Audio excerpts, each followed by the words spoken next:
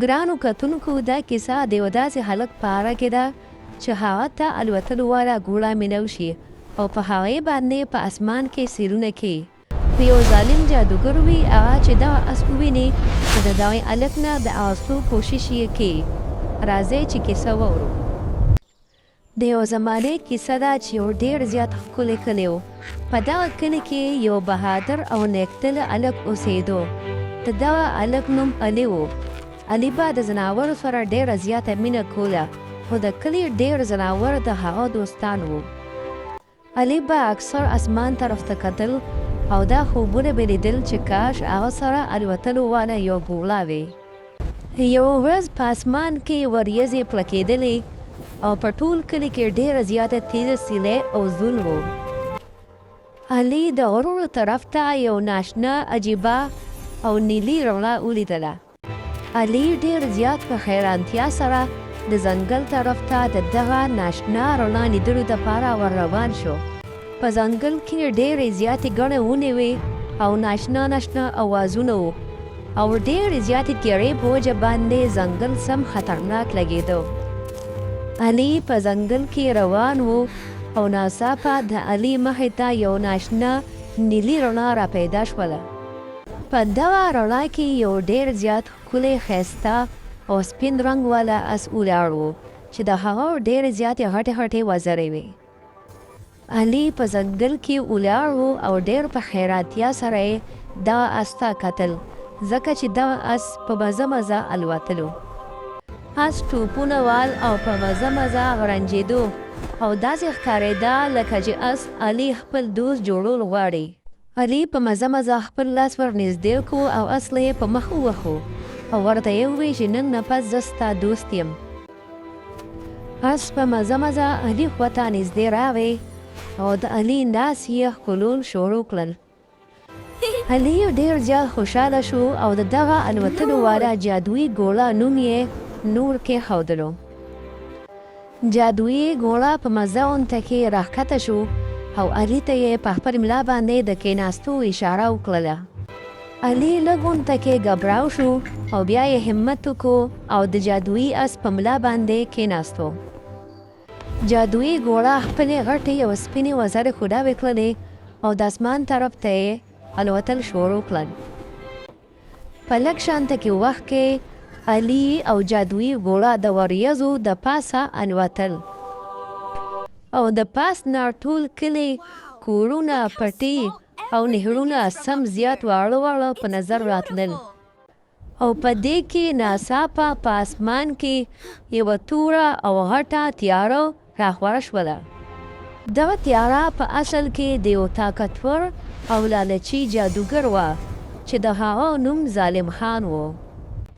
کله چې ظالم خان الوتلو واله ګوړه ولیدو نو د هغه په زړه کې ډېر زیات لالچ را پیدا شو او هغه په زړه کې دا سوچ وکړو که چېرته دا الوتلو واله ګوړه زما په لاس کې راوی نو زه به پر ټوله دنیا باندې حکومت وکړم. ظالم خان خپله جادویي امسار اوچته کړله او یو خطرناک جادو یې کول شروع کړل او ناڅاپه تورې وریځې او بجنې د علي او جادویي ګوړه نه ګیب چاپېره راتاو شولې. جادویي ګوړه ډېر زیات ګبراو شو خو علي ورله حوصله ورکړله چې موږ به د دې نه بچ شو. جادویي ګوړه ډېر زیات په تیزۍ سره د غرونو په منځ کې الوتل شروع کړل چې د ظالم خان جادوګر نه بچ شي. خو ظالم خان جادوګر هم د خپل جادو په طاقت سره دوی پسې شاته لګېدلی و. مخکې په غرونو کې یوه ډېره زیاته تنګه لار وه او هغه لار ډېره زیاته خطرناکه لګېدله. علي جادویي ګوړه ته وویل زما ملګریا همت مه بیله موږ به ضرور د دغې لارې نه وځو. جادویي ګوړه په پوره طاقت سره خپلې غټې وزرې وښلې او ډېر په تیزۍ سره په دغه تنګه لار باندې ورداخل شو او د ظالم خان جادوګر جادو دغه ځای کې کار ونه کړو او د دوی نه ډېر زیات وروستو پاتې شو. په بله ورځ باندې سهار ټول کلي والا ظالم خان جادوګر د کلي سره نږدې ولیدو. د کلي خلک ډېر زیات ویرېدل ځکه چې ظالم خان جادوګر د جادویي ګوړه په تلاش کې لګیا و او علي ته پته ولګېده چې ظالم خان جادوګر زما جادویي ګوړه پسې راغلی دی.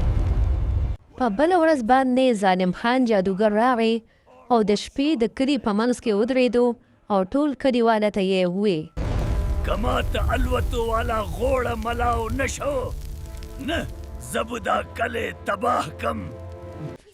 د کلي خلک ډېر زیات ویرېدل او د یارې د لاسه یې کورونو ته تښتېدل شروع کړل او علي ډېر زیات په بهادرۍ سره رامخکې شو او د ظالم خان جادوګر مخې ته ودرېدو. ظالم خان جادوګر د ډېرې زیاتې غوسې نه په خندا شو او خپله لاټي یې اوچته کړله او په دې کې ناڅاپه جادویي ګوړه د اسمان طرف نه کلي ته په ځمکه باندې راکوز شو. جادویي ګوړه خپلې غټې وزرې ووهلې او د هغو د وزرو نه نیلي رڼا په ټول میدان کې خوره شوله. نیلي رڼا دومره زیاته تیزه وه چې د جادوګر په سترګو کې پرېوته نو د جادوګر سترګې ړندې شوې. جادویي ګوړه د خپل جادو په طاقت سره د ظالم خان جادو مات کو او هغه په ځمکه باندې پرېوتو. ظالم خان جادوګر شکست وخوړو او د ځنګل په تیارو کې چرته وتښتېدو او بیا چرته هم واپس رانغی او د کلي خلکو ډېر زیات د خوشحالۍ نه چغې وهلې ځکه چې اوس خطره ختمه شوې وه او علي او نور له یې ډېر زیات اعزاز ورکړو. او د دغې ورځې نه پس به علي او د هغه ملګري نور په اسمان کې الوتل او د ټول کلي حفاظت به یې کوو. که ستاسو دا ویډیو خوښه شوې وي نو ویډیو در سره لایک کړئ او چینل سبسکرایب کړئ.